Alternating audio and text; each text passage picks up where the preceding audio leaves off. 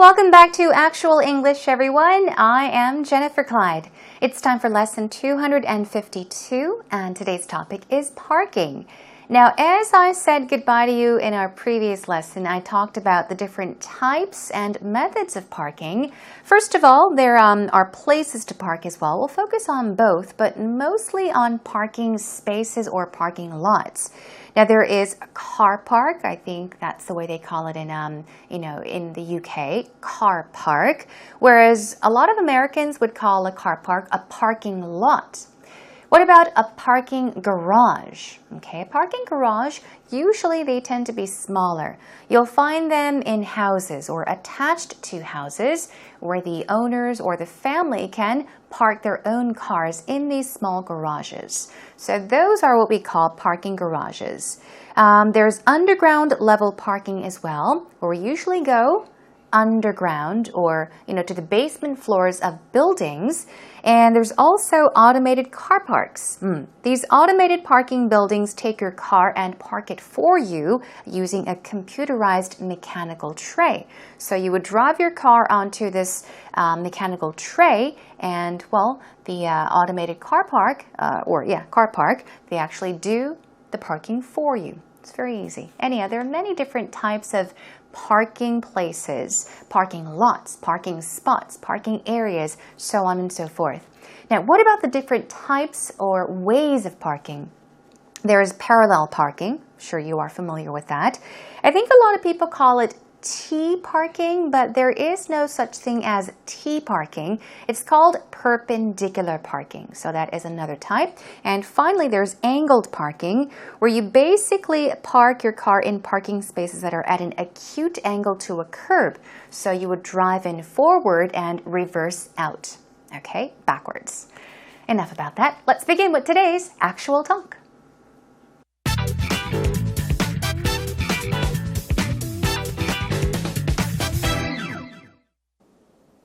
So you said you drive in Korea. I've thought about driving. I drive occasionally, but I haven't gotten myself a car.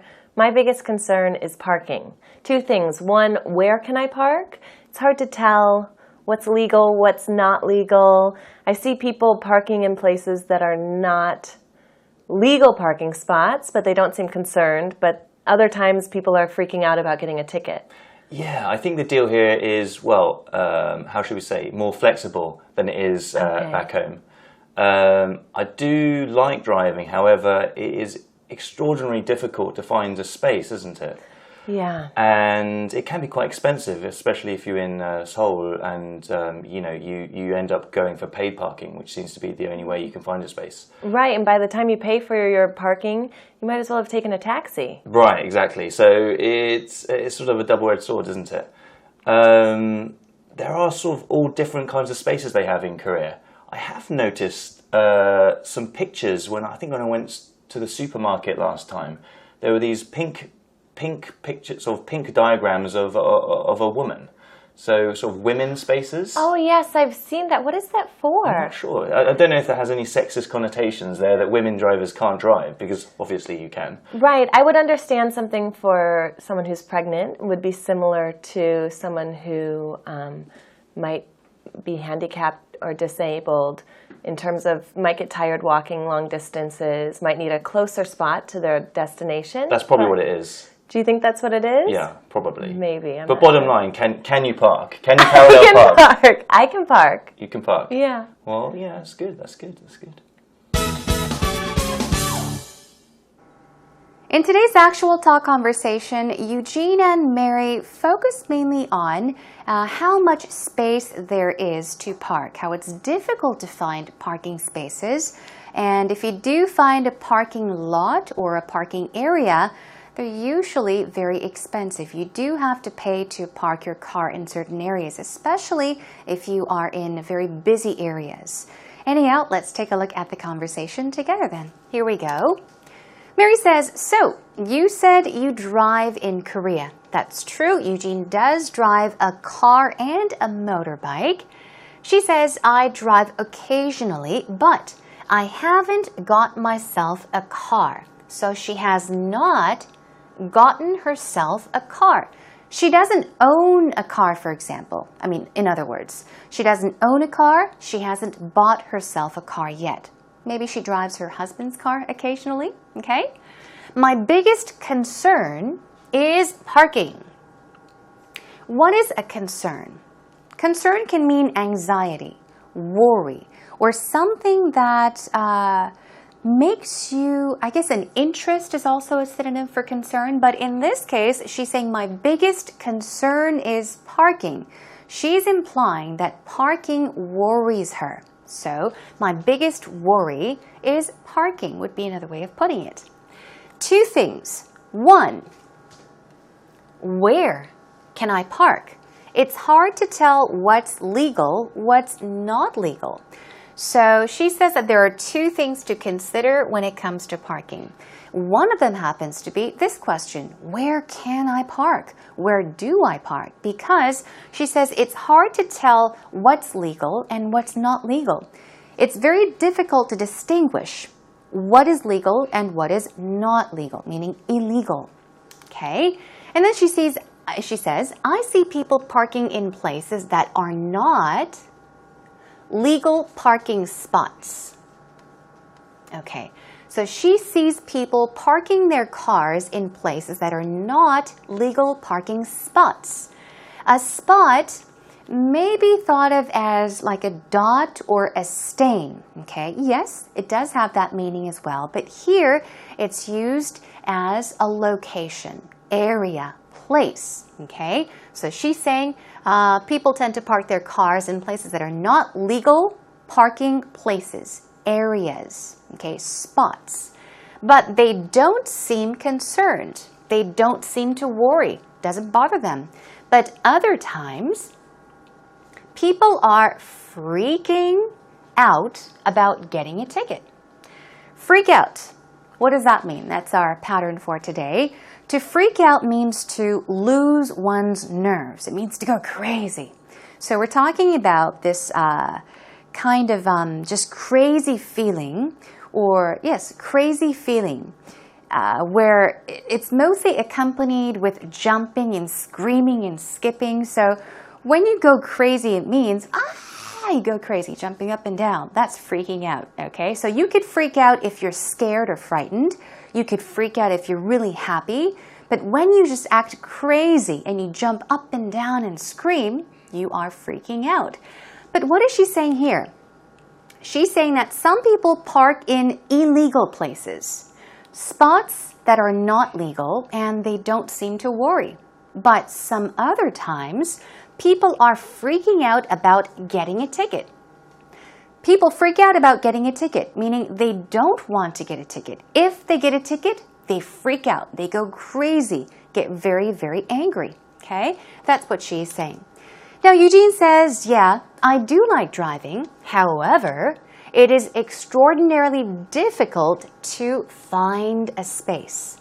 Find a place to park, he's saying. Okay?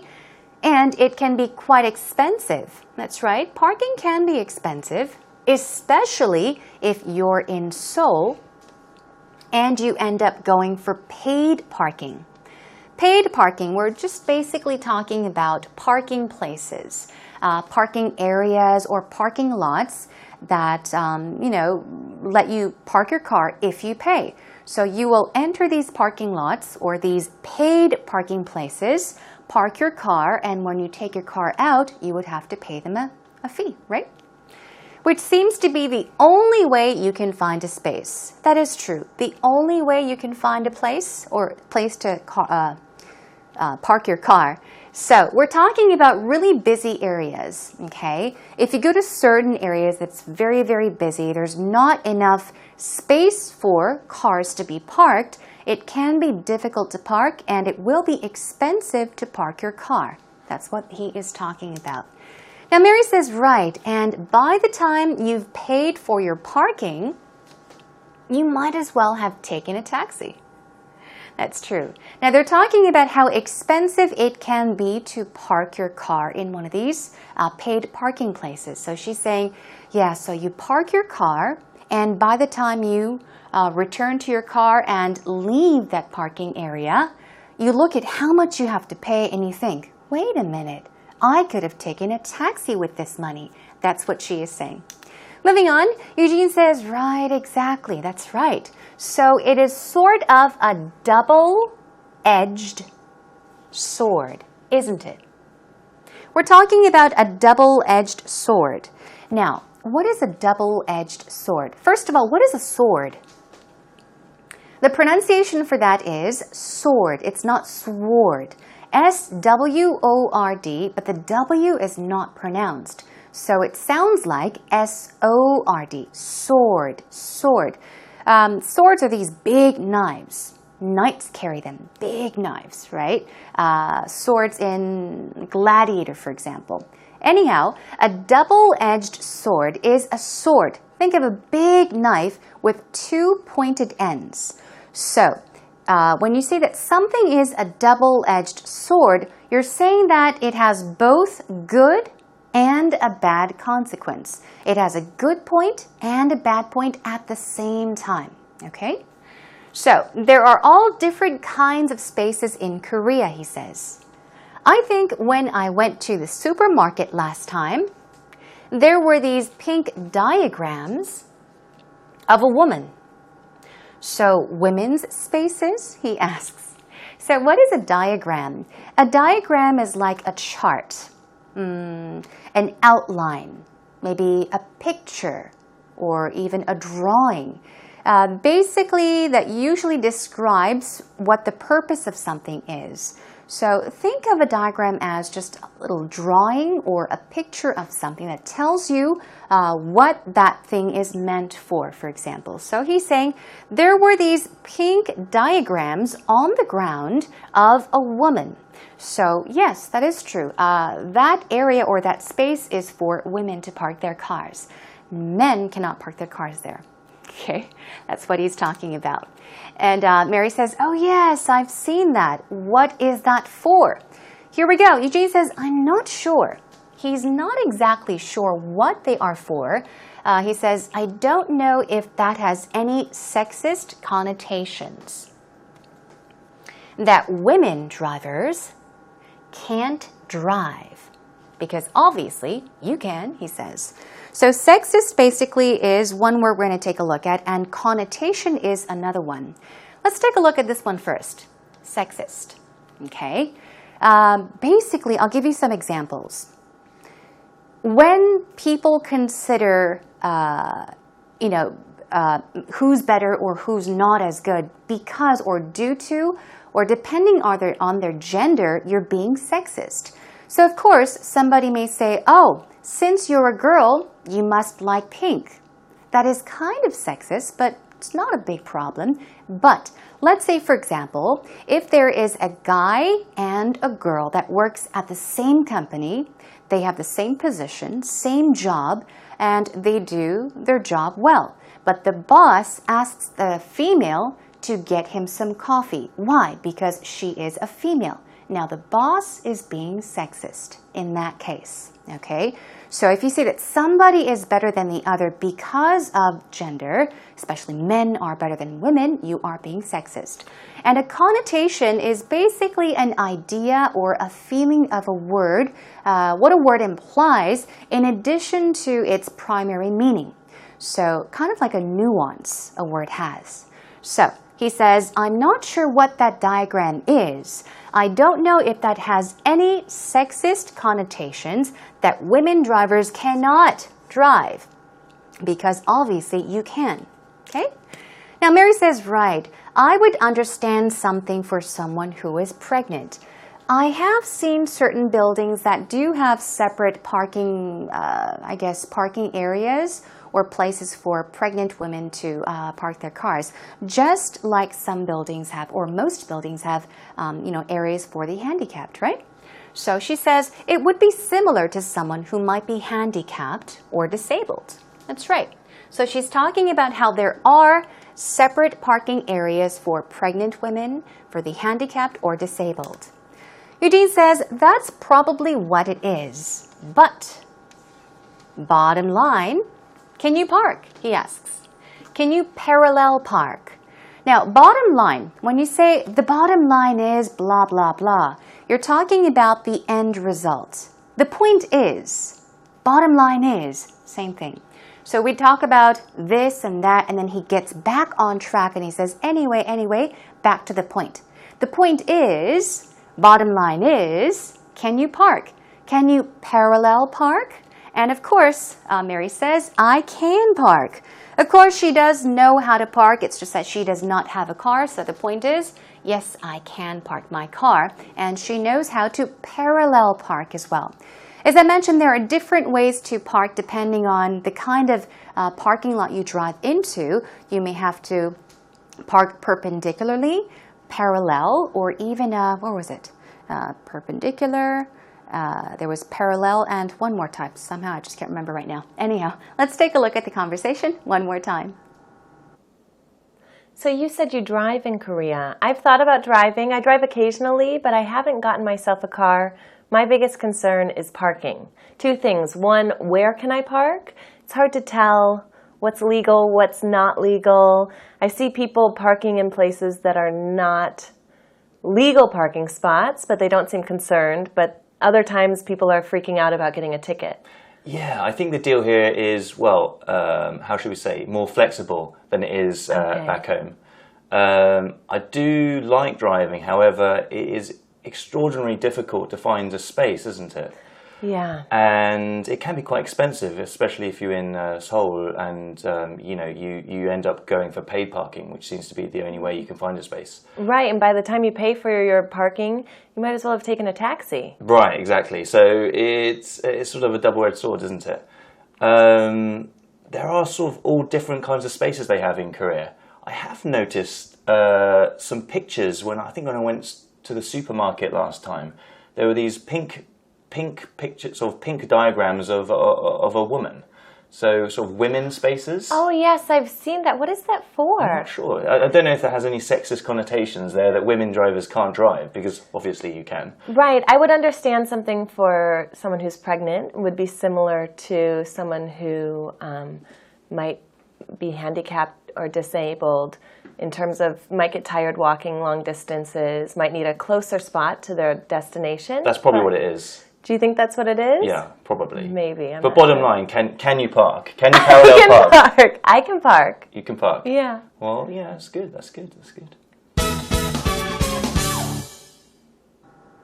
Okay, that was angled parking. I remembered I had to peek at my script. So there's angle parking, there's parallel parking, and perpendicular parking, not T parking, okay? All right, now it's time for actual expressions, everyone. Let's take you into it then. Here we have concern. Concern. You can be concerned about something, or something can be a concern. So it's in the noun form. It means interest, anxiety, attention, or worry. In today's actual talk conversation, it meant anxiety or even worry. Okay, parking was Mary's concern. What about spot? We're not talking about dots or stains. We're talking about areas, locations, and places. So spot, think of location, area, or even parking spaces or places. You can all call them spots. Hey, I found a parking spot, which means, hey, I found a parking, place for one car, okay? Spot. Moving on to diagram. Diagram means drawing a big picture of something, even a chart. Sometimes can even be a design, okay? We were talking about how there are, I guess, symbols of women painted or drawn, or diagrams of women drawn on the ground of parking spots, right? Indicating that that area or space is only for women drivers. Moving on to sexist. Here we go. Stress goes on the first syllable, and this is another word, chauvinist. Okay, so basically, if you determine who is better depending on the sex or the gender, you are being sexist, okay? Men are better because blah, blah, blah. Oh, women are less or not as good or less superior than men because of blah, blah, blah. You're all being sexist. And finally, connotation. Okay, let's take a look at the pronunciation. Connotation. Connotation. connotation. Basically, it's an idea or feeling that a word invokes in addition to its primary meaning. So some synonyms are undertone, implication, or even nuance. Words have a certain nuance, right? Okay. Now let's move on to the first pattern for today. To freak out means to go crazy. Screaming, jumping. Okay, so let's take a look at a sample sentence. We're not going to miss the plane. Don't freak out. Don't go crazy. Don't yell and scream and jump up and down. Okay, don't overreact. Don't freak out. Let's try it one more time. We're not going to miss the plane. Hey, don't freak out. Here we go. Double-edged sword or two-edged sword. We've got a big knife, a sword, pointed at both ends. So when you want to talk about something that has both good points and bad points, you can say it has a double-edged sword. Okay? I think being a celebrity is a double-edged sword. So what am I saying in this sentence?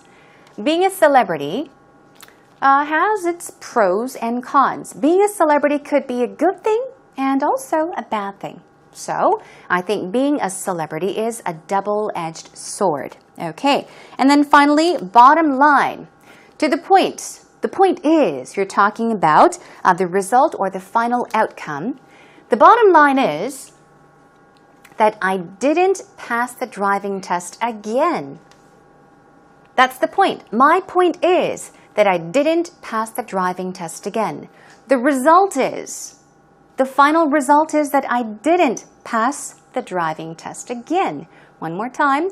The bottom line is I didn't pass the driving test again. The point is. Please do practice these patterns more on your own and get used to the vocab words as well. Job well done.